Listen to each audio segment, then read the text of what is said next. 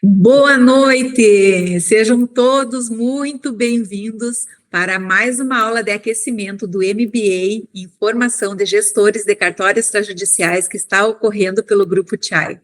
E hoje tenho a honra de receber o nosso professor, Dr. Rafael Mans dos Anjos, que é juiz corregedor lá de Santa Catarina. Seja bem-vindo, Dr. Rafael. Boa noite, doutora Denise, um prazer, né, poder encontrá-la aqui nesse ambiente virtual, que tem sido muito útil, né, nesses tempos pós-pandemia.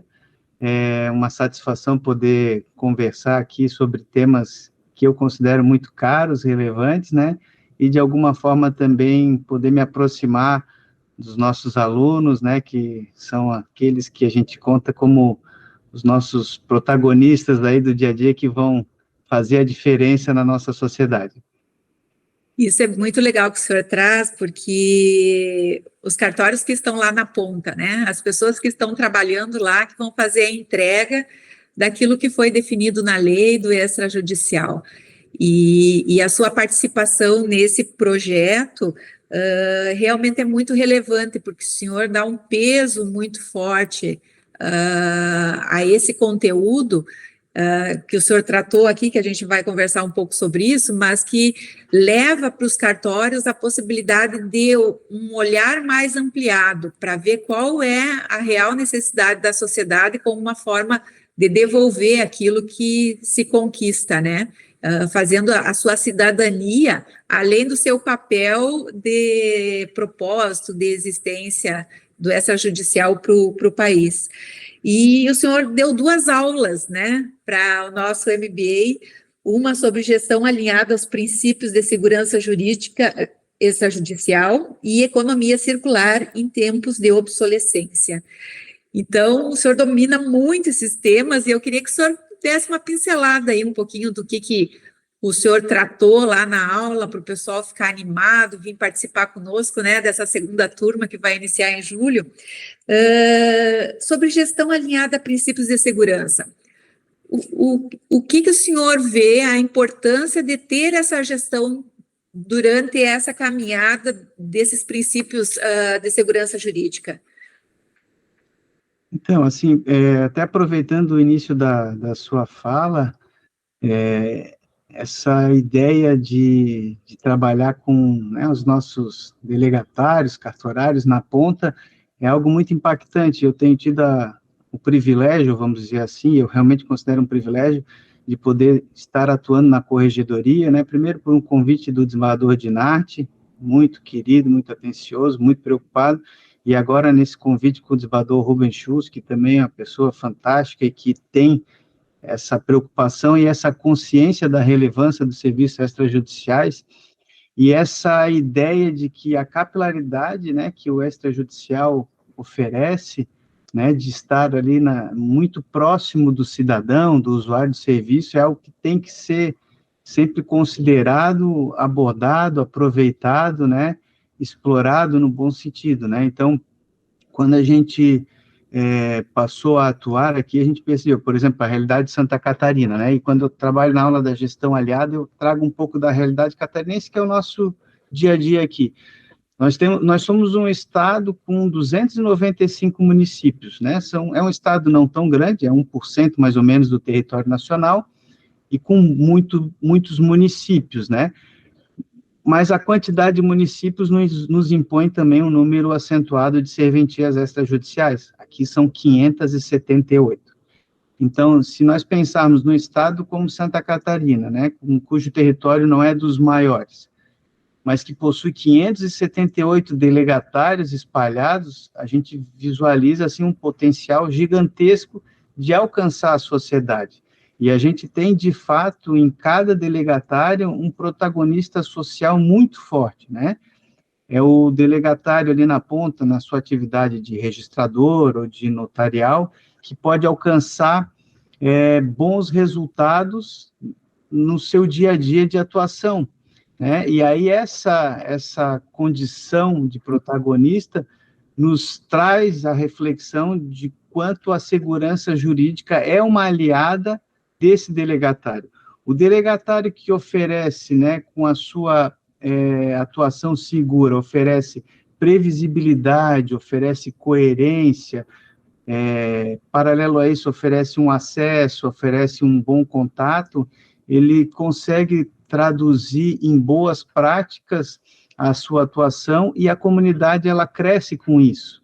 A gente tem, né, na figura, por exemplo, de um registrador, e aí a gente trabalha muito com essa ideia de registrador e não da figura do não registrador, por exemplo, nas aulas, né, o registrador que não só faz as exigências necessárias, mas esclarece os porquês, a gente tem nesse registrador um professor, né, na sociedade, um orientador, alguém que está mostrando para aqueles que querem, por exemplo, investir, quais os caminhos e a segurança necessária para que esse investimento alcance a sua finalidade.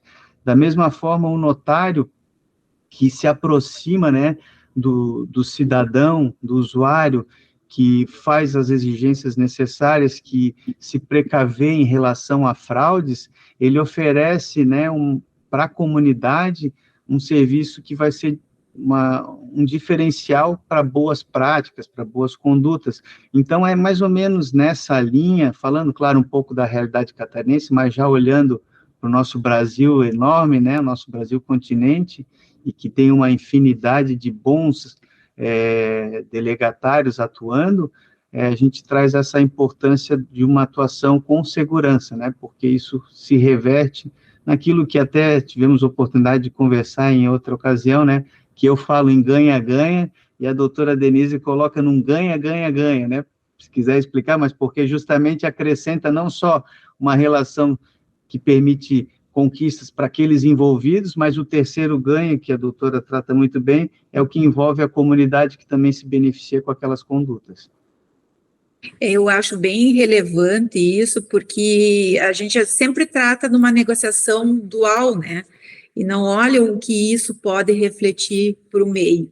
Então, olhar para fora, onde essa negociação está sendo feita, ela tem que ter um impacto diferente na decisão tomada.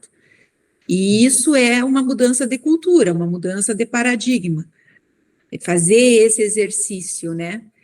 E eu acho que a sua aula traz um pouco nesse sentido, que é olhar para a sociedade como um agente de transformação através de um registrador, de um tabelião de notas, de um tabelião de protesto, enfim, de todas as atividades, o quanto ele tem essa responsabilidade social como cidadão de fazer isso acontecer, isso transformar. E eu acho também muito importante, doutor Rafael, essa postura que vocês têm aí em Santa Catarina. A gente até teve uma live com o desembargador Rubens há uns meses atrás, e vocês trabalham muito alinhados a ajudar o extrajudicial a cumprir o seu papel, né, a trazer nova legislação, novos benefícios, mostrar alguns caminhos para serem atendidas as necessidades sociais, e que essa nossa aproximação com Santa Catarina possa ser em outros estados também, né? Inclusive, essa semana eu tenho uma reunião no tribunal lá em Minas Gerais, na sexta-feira. Então, em função disso que está acontecendo em Santa Catarina, né? Está abrindo novas possibilidades, e isso é bom. Essa aproximação faz com que a sociedade seja beneficiada. Então, parabéns, assim, pelo trabalho de vocês, do senhor, do doutor Rubens, né? De fazer esse movimento do ganha, ganha, ganha. Daí sim eu acho que está ganhando a sociedade. Doutor, e sobre a sua aula de economia circular? Adoro esse tema, estou estudando muito sobre isso. O que o senhor traz e aborda nessa aula? Então, o tema da economia circular é um tema que, para mim, é muito caro, porque ele foi o objeto dos meus estudos, né, quando da realização da tese doutoral, e a experiência da economia circular, para mim, é algo que realmente merece ser difundido, porque se apresenta como uma alternativa, né, de encaminhamentos não só em nível empresarial, mas eu penso que em nível pessoal, para todos, né, como política de educação ambiental, em primeiro lugar, né?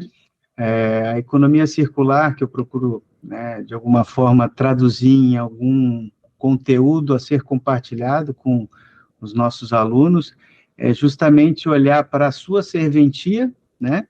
Olhar para o seu espaço de trabalho como um espaço de formação de boas práticas e pensar no nosso ambiente não como algo distante ou algo que não nos pertence em termos de transformação, como já foi bem mencionado, essa visão de transformadores, né? Mas olhar para o meio ambiente como uma casa comum, né? E nessa casa comum nós temos a responsabilidade, cada um por si, né? Compartilhada, de oferecer, assim, boas condutas que impactem o mínimo possível no meio ambiente, por um lado, mas mais do que isso, pensar em algo como algo que possa efetivamente cooperar para melhorias. Então, por exemplo, quando a gente fala em economia circular, a gente acaba contextualizando o nosso ambiente atual, nosso mundo que a gente vive, né, a nossa sociedade que acabei extraindo o conceito de pós-moderna, né, e eu explico isso no livro, na tese, mas a nossa pós-modernidade, ela nos traz uma sociedade que é mais individualista, ela é menos reflexiva, ela é mais egoísta, né, e que é muito pautada no consumismo, né, vejam que a ideia de consumismo, ela trabalha muito com características da nossa vida pós-moderna, né, a gente vive num ambiente de publicidade muito agressiva, né, num ambiente onde a gente tem um acesso ao crédito mais facilitado e que é marcada por uma ideia de obsolescência. E aí eu aproveito para trabalhar a ideia de obsolescência, né, explicando que a obsolescência planejada como gênero, ela volta-se para que a nossa volta ao mercado de consumo se repita com mais frequência. Então, a gente tem obsolescência psicológica, que é quando a gente mexe numa característica do produto e estimula uma nova aquisição. A gente tem a obsolescência tecnológica, que a gente agrega algum detalhe novo, né, de função para que o produto se torne novamente atraente e compre, insira, né, a pessoa no mercado uma nova aquisição. E aí a famosa obsolescência programada, né, que é a diminuição da vida útil daquele produto, para que eu me force ao não poder mais ter aquele produto em boas condições de uso, voltar ao mercado. E tudo isso gera o quê? Gera um estímulo ao que a gente chama de economia linear, né? Produzir, utilizar e descartar, basicamente isso, né? E isso traz um reflexo muito negativo para o mercado, porque a gente tem muita extração de recurso de um lado e má destinação no outro. Então, a gente perde nas duas pontas, né? E quando a gente fala em economia circular, a gente está olhando para a natureza e buscando desenvolver aquilo que a natureza nos ensinou, que a vida ela é um ciclo, né? A gente nasce, cresce, né? Produz, enfim, e volta à natureza de alguma forma que aquilo que fica é gerado como um insumo para uma nova cadeia produtiva, né? E trazer esse conceito, por exemplo, uma serventia é fundamental e muitas boas práticas a gente tem espalhadas pelo Brasil, né? A doutora Denise aqui, você, se me permite chamar assim, me trouxe, inclusive, vários exemplos, né, nas suas passagens pelos diversos cartórios do Brasil, onde os nossos delegatários têm justamente procurado isso. Por exemplo, quando se olha para a questão de produtos eletroeletrônicos e se permite uma destinação adequada, a questão das baterias, né, a destinação adequada, o uso de alguns materiais com menos impacto, né, abandono de papel, enfim, várias boas práticas que vão justamente nessa caminhada de olhar nossas atividades como um ciclo e promover, assim, um menor impacto possível ao meio ambiente, né? Então, a ideia de trabalhar esse tema da economia circular nas aulas foi talvez estimular, e aí eu me coloco aqui não como professor, mas talvez como um mediador ou um motivador, estimular os nossos colegas delegatários e alunos, enfim, a promover essa atuação em prol de um meio ambiente melhor para todos. Eu vou até pedir para o pessoal colocar o link aqui para aquisição dos seus livros, porque eu acho que vale muito a pena a leitura deles em função de tudo isso que o senhor traz, né? Porque os cartórios, eles podem ser um caminho inicial para que o colaborador, o usuário, né, o cliente do cartório, vivencie essa prática e leve para sua casa. Então, olha quanto a gente gera de valor para a sociedade numa mudança de cultura. Porque a gente percebe em algumas cidades que as cidades são muito mais limpas, outras são muito mais sujas. Por quê? Porque alguém cuida para a cidade ficar limpa, né? Então, mudou a mentalidade da população de não jogar o lixo ali, porque seria inviável nós termos uma pessoa vigiando cada um para juntar o lixo dela e colocar na lixeira, né? E é apenas um exemplo. Mas o quanto os titulares, os delegatários podem estar educando a população com essas práticas, né? E também plantio de árvores que a gente viu ali, né? Cuidar de canteiros, de trevos da cidade. Então, mobiliza que as pessoas comecem a executar. A gente tem uma prática que a gente implementa nos cartórios, que é o dia D, que é o dia do 5S, né? Que é descarte, a limpeza, a organização, né? Enfim, todos os S's. E eles começam a aprender essa ferramenta no dia a dia, né? Então, chegam em casa e implementam nas suas casas também. Eu já cheguei em alguns lugares, a pessoa disse assim, Denise, agora meu guarda-roupa, as roupas são separadas por cores, né? Ninguém pediu para ela fazer isso na casa dela, mas virou cultura, né? De olhar para outras características que podem contribuir. Tem uma outra prática também que a gente adora implementar, que é uma gincana da conta de energia elétrica. As pessoas são divididas em grupo e cada um traz a sua conta de energia da sua residência, faz o levantamento de quantos quilowatts, né, ela gasta, ela e a sua família, e daí eles têm um roteiro lá de 3, 4 meses para fazer a redução, e tem que trazer cada mês essa conta para demonstrar. Então, a equipe vencedora tem uma premiação. Mas o prêmio em si é o que menos importa, né? O que importa é essa nova educação de apagar a luz quando não está usando, né? Desligar os equipamentos quando não está utilizando. Reduz financeiramente a conta da pessoa, mas o maior ganho é evitar o uso indevido do consumo. E essa mentalidade da gente usar o que está disponível sem se dar conta, só quando falta a gente percebe, né, a necessidade. Hoje a gente está respirando um ar aqui. Ninguém está vendo o ar, ninguém está pagando esse ar, e ele custa, né, para o meio ambiente, né, fazer a produção da fotossíntese, gás carbônico, enfim. Só que isso tudo está acontecendo e eu estou recebendo de graça. Então, só quando eu parar de receber, que pode ser que eu perceba essa necessidade. Então, acho que essas aulas que o senhor traz, elas são muito relevantes para essa mudança de cultura. Não, eu agradeço porque, de fato, eu procurei ali até com alguns vídeos motivacionais, enfim, com algum tipo de interação um pouco mais lúdica, provocar a reflexão, e essas pontuações que a doutora fez agora, eu acho, assim, brilhantes, é exatamente isso, né? A gente procura estimular que as boas condutas partam, né, de nós mesmos, né? Então, o delegatário, né, o aluno nosso que vai interagir numa serventia, ele tem esse papel tão especial, né, frente à comunidade onde ele está inserido, né?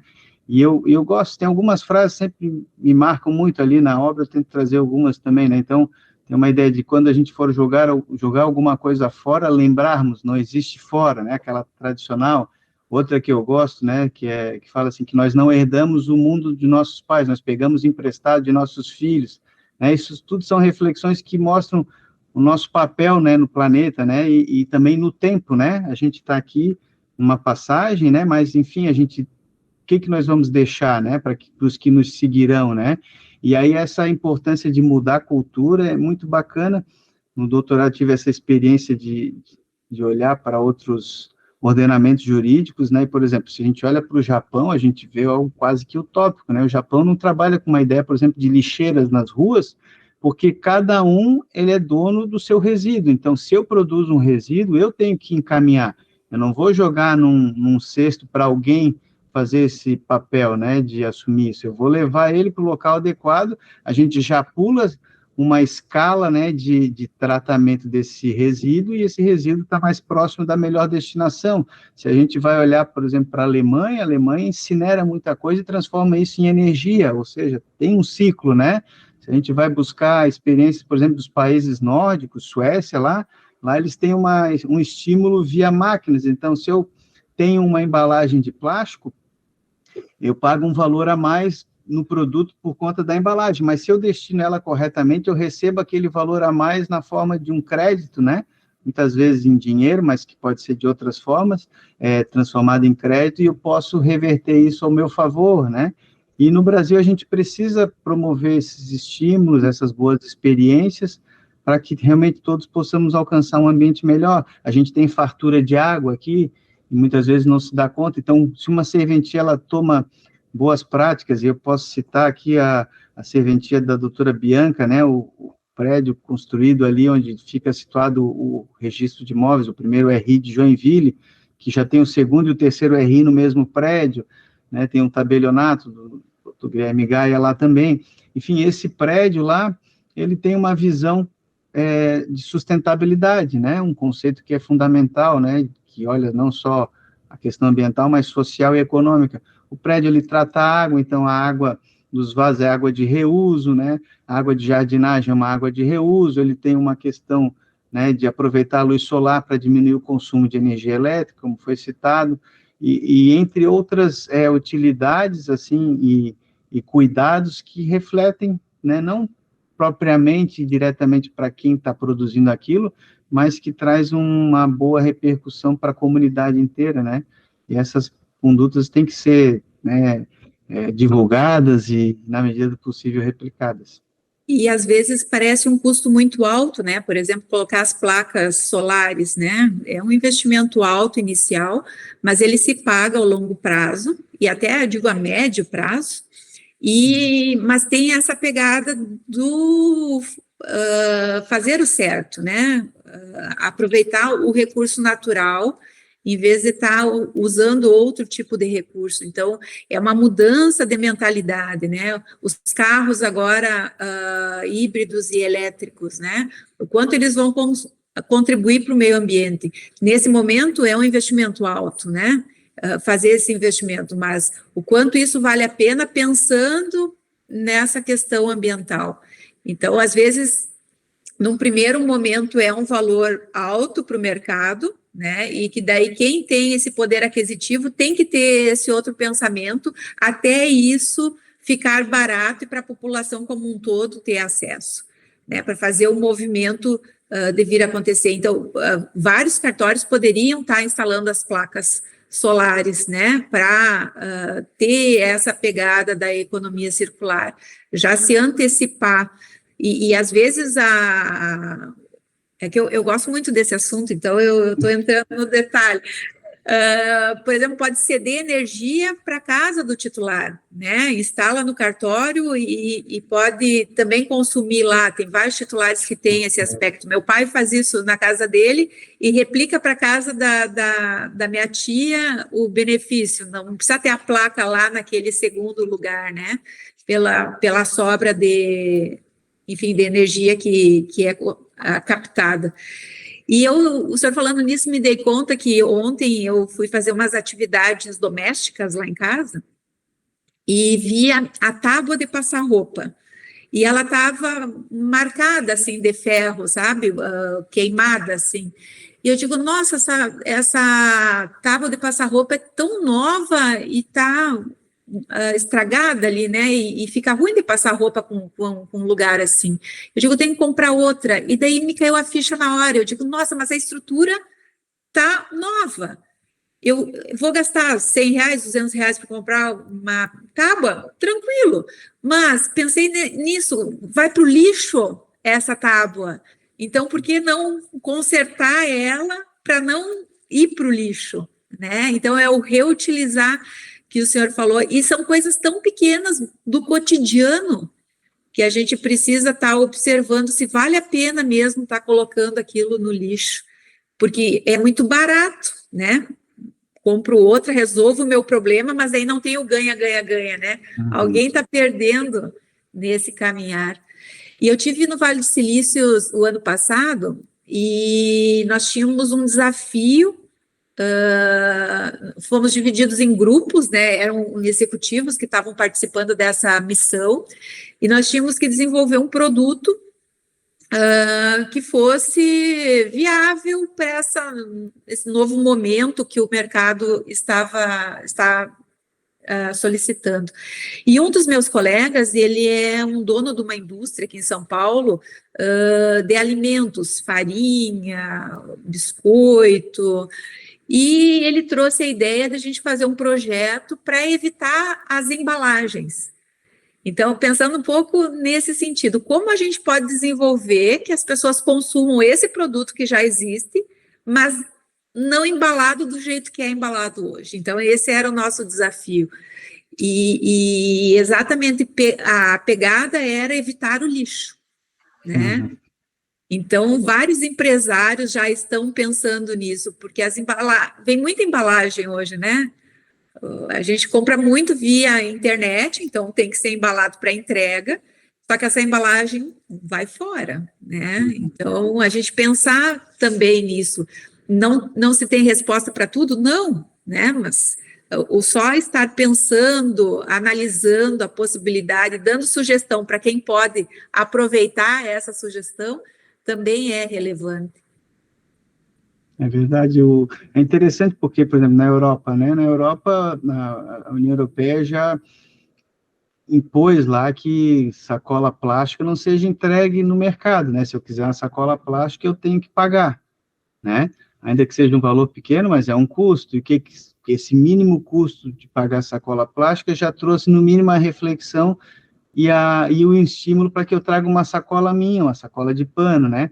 E aí é interessante olhar o mercado, porque a gente pode pensar que, às vezes, uma conduta, ela está acabando com uma porta do mercado, uma parte do mercado, né? O carro híbrido, por exemplo, a questão da indústria, né, de combustível e tudo mais, mas ele abre uma porta para outro mercado. Então, as sacolas lá são vendidas de pano, né, com outra perspectiva, com outra duração, né? E a própria indústria mobilística, ela vai se readequar, né, e outras portas vão se abrir quando algumas se fecharem, e essa dinamicidade da vida, ela vai permitir que não haja uma perda efetiva em termos econômicos, mas se vai construir um cenário melhor para que outros espaços mais voltados para um ambiente sustentável se consolidem, né? Então, quando o delegatário ele também atua nesse sentido, ele acaba contribuindo para que a comunidade olhe para que uma determinada prática seja descartada, mas que outros cenários se abram para novas e boas perspectivas de também relações comerciais, né? O senhor falou lá da Alemanha, em 2017, eu tive visitando uma indústria de lixo, e eles pagavam, eles compravam o lixo das pessoas, né? Então, tinha uns lugares que as pessoas iam lá entregar, tipo um centro de distribuição, assim, dessa fábrica, e elas vendiam aquele lixo e ele transformava em energia. Até teve uns colegas, foi numa missão de administradores de empresa, do Conselho Regional de Administração, e uns colegas trouxeram o projeto para implementar no Rio Grande do Sul. Mas envolve muita lei, né? Então tem que insistir, tem que persistir, tem que vender a ideia para que aproveite essas boas práticas para serem implementadas aqui. O Brasil é muito grande, é muito rico, né, de questões naturais. Tanto é que eles compram os pallets, né, para virar energia lá, compram daqui. Então, o quanto a gente tem para reaproveitar e reutilizar internamente do que está disponibilizando para fora. E daí ver o ganha, ganha, ganha, né? Toda a sociedade tem que sair ganhando com essa negociação. Verdade. A nossa fartura aqui, em termos ambientais, ela acaba sendo um desestímulo, infelizmente, para a gente tomar algumas condutas, principalmente em relação à água, a gente vê assim ainda muito desperdício, né? Mas aí, mais uma vez, ressaltar o papel dos nossos alunos aí em contribuir para a propagação de um cenário social, e obviamente com reflexos ambientais e também econômicos, por que não, de melhorias, né? Até a gente vinha falando na ideia do ESG, que vem tomando conta, né? Numa outra oportunidade a gente conversou, e essa é uma visão que também veio para ficar, né? Porque se fala em ambiente, quando se fala em sustentabilidade, se fala em três dimensões, que é econômica, social e ambiental. Mas quando se fala em ESG, se troca a ideia do econômico por uma ideia de governança, né? Que caminha também por uma lógica de oferecer algo, né? Com força, mas uma força positiva de produzir bons reflexos na comunidade, né? E essa é uma visão que toda empresa já adota, e as nossas serventias, né, com esse viés também de potenciais e potenciais empresas, né, também acabam por contribuir na nossa sociedade como um todo. Porque cada serventia tem diversos fornecedores, né? Então, a gente usa uma prática de avaliação dos fornecedores e um dos itens lá é ver se ele não tem trabalho infantil, se ele está legalizado, se gera nota fiscal, enfim, essas coisas que são mais pré-requisitos, né, para uma contratação, mas também para ver se ele implementa a gestão, se ele tem alguma ação social, ambiental, porque ele pelo menos vai pensar sobre isso, né? E a gente percebe que no longo dessa nossa caminhada dentro de cartórios judiciais, 17 anos já, a gente vê o quanto os fornecedores já estão com práticas que antes era inviável, mas foi a questão do exemplo, né? Se o cartório está fazendo, eu posso fazer aqui também ser uma empresa melhor, né? Olhando mais para a sustentabilidade da cidade. É verdade. As premiações que têm sido trazidas aos cartórios já têm também buscado dar esse tipo de pontuação, e não só em relação aos cartórios, em relação ao Poder Judiciário também, né? Existe resolução do CNJ para tratar de sustentabilidade, com estímulo para que os tribunais adotem boas práticas, né? E tudo isso, volto a dizer, se torna incentivo, né, para que no pensar uma gestão se tenha efetivamente uma preocupação com esses segmentos tão importantes, né? Exatamente. Nas premiações tem alguns requisitos a respeito disso, então não é só uma prática pontual, ela tem que ter uma consistência, uma repetição, né, para uma periodicidade, para ter um valor maior, porque não adianta fazer uma vez só para cumprir um requisito do prêmio, tem que virar uma cultura, né, para a própria equipe começar a implementar. A gente já teve casos de vários cartórios que participam do prêmio só pelo quadrinho na parede, né, e que depois desiste dizendo que não quer implementar gestão, só que infelizmente gestão existe, é uma gestão um pouco diferente e que gera resultados um pouco diferentes, né.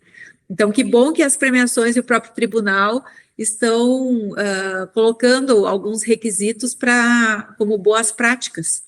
Isso faz a diferença. É bem interessante, né? A premiação, ela tem contribuído, e a gente aqui em Santa Catarina tem apoiado, e o desembargador Rubens gosta de dizer que ele é o corregedor mais orgulhoso do Brasil, e eu acompanho ele nesse orgulho aqui, né? E é muito interessante, né, lembrar, né, por exemplo, da premiação do último ano que nós tivemos, e claro, muito com o apoio aí da Chay, que auxilia os nossos delegatários a fazer essa boa gestão e oferecer um diferencial para a sociedade, mas nós tivemos aí cartórios com um grande destaque, e a gente fica muito feliz por isso, né? E o que eu pontuo nessa questão, e aí eu fico muito feliz pelos dois temas que me foi oportunizado trabalhar, espero que contribuam, né, mas o que eu acho muito interessante, né, a gente fala em economia circular, fala de ciclo, mas é interessante ver como os dois temas, muito embora pareçam bastante distantes, eles se completam. Quando tens uma gestão aliada à segurança, tu traz, assim, uma visão de confiança para o teu usuário. O usuário, quando ele confia no teu serviço, ele também olha para as tuas condutas como algo que deva ser replicado. E aí as boas práticas ambientais, elas passam a ser melhor recebidas e replicadas, né? E, por outro lado, se eu vejo alguém que tem um cuidado com o meio ambiente, que é uma casa comum, né? Essa pessoa, ela passa a ser vista por mim e passa a ser entendida por mim como alguém que me transmite segurança. Então, se ela tem esse cuidado com algo que é de todos, o que dirá quando ela vai se voltar para algo que é específico, né? E aí essa ideia de segurança, ela se reforça também pelo olhar que a gente tem do cuidado que o delegatário possui com o meio ambiente, por exemplo, né? Então, os temas, eles acabam se auxiliando e ao final, o que a gente tem? A gente tem excelência de serviço para todos, e aí voltamos para o nosso início, ganha, ganha, ganha, né? Muito bom, doutor Rafael. Nossa, queria continuar conversando assim por horas, porque esse assunto rende muito, né? E essa reflexão é importante. Então, pessoal, vocês estão ouvindo aí, ó, façam seus comentários aí no chat, porque o doutor Rafael pode estar respondendo depois os questionamentos offline, né? Doutor, então agradeço a sua participação aqui nessa live de hoje. Queria aproveitar e convidar as pessoas que ainda não fizeram inscrição para o MBA, que venham participar dessa turma, e não só por ter um MBA, e sim para a gente conseguir formar gestores de cartórios extrajudiciais com uma linha, uma visão de gestão um pouco diferenciada, porque eles não aprendem isso na academia do direito, né? E quando eles fazem o concurso ainda para cartório, ele tem que estudar outro tipo de assunto, e 80% do tempo do delegatário é gestão. Então, que eles venham participar conosco para aliviar um pouco a rotina do dia a dia, saber lidar melhor com os problemas, ou aquelas pessoas que querem trabalhar em cartórios, né? Venham para cá para serem capacitados nessa formação e ficarem disponíveis para o mercado, porque é um mercado gigantesco que está precisando de muitos gestores, né? Às vezes o titular me liga e diz assim, Denise, não tem nenhum gestor para me indicar para trabalhar aqui comigo. Então, que esse MBA seja um centro de excelência para a gente ajudar a capacitar os cartórios no país e ajudar a melhorar as cidades, que esse é o objetivo da CHAI, né, melhorar a economia das cidades, gerando uma retroalimentação aí permanente para o bem, com o ganha, ganha, ganha que o doutor Rafael trouxe aqui para nós. Muito obrigada, doutor Rafael, uma boa noite para todos. Uma boa noite. Se me permite, agora, ouvindo a sua fala, me lembrei de uma questão. Na verdade, a relação passa a ser de ganha, ganha, ganha e mais um ganha, porque quem ganha ao final é a corregedoria, que tem seu trabalho muito facilitado pela boa gestão de todos os nossos alunos aí, delegatários, né? Então, eu só fico agradecido aí pela oportunidade, mais uma vez, de compartilhar desse espaço e fico também à disposição de todos, né? Muito bom. Tá bom, boa noite, fiquem com Deus, tchau. Boa noite, tchau.